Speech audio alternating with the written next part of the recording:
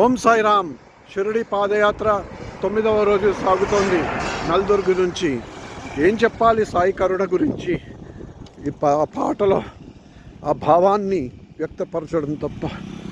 సాయి నా తండ్రి ఎంత కరుణ స్వామి నీది, ఈ జీవిత కాలము సరిపోదు నీ గుణగణాలను వర్ణించుటకు.